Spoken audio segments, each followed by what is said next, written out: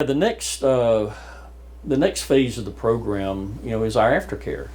A person, they work with a therapist. They have a blueprint for success, and they leave. And of course, before they leave, they're set up with an aftercare counselor. We sometimes will call it continuing education, but they're set up with somebody so that they can bounce things off of, because it's really important that what usually happens when a person goes out, the first thing that would happen is that there may be a relapse in thinking. Okay, wanting to go back to the conditioned way that a person has, the belief system, if you will, in the outside-in nature of life. And it happens really slowly. But they may have a relapse in their thinking. And so what we want to do is to help gently point a person back to themselves. And it's important that they do that, because it's so subtle. They, for the most part, we don't even know it's happening.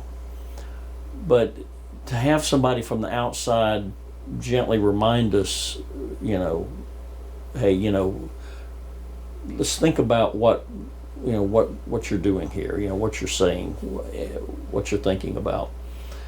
But to point them back to themselves. Because, what we don't want to have happen is, obviously a relapse in thinking, and that leads to a relapse. And so, the continuing education, the aftercare, is an important part.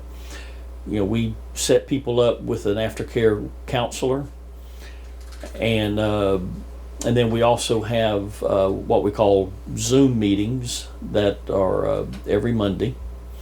And then, of course, we have a private Facebook page that people can post things and get responses for them. But they're always encouraged to pick the phone up. If people are struggling, please pick the phone up, and call us, because that's what we're here for.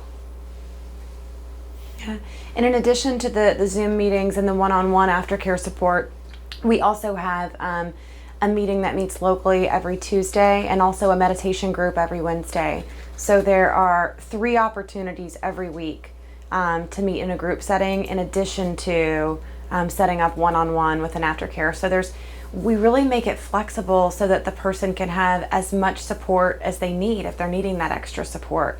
If they're feeling like they're slipping, if they're feeling a little bit on shaky ground, it's just that transitional phase between the safety of 24-hour structured care to transitioning back into their lives, where, if they reach out, then they've got somebody to grab a hold of and kind of point them back to themselves, back to their wisdom, back to their experience, to kind of help them make that transition and stand on their own feet a little bit.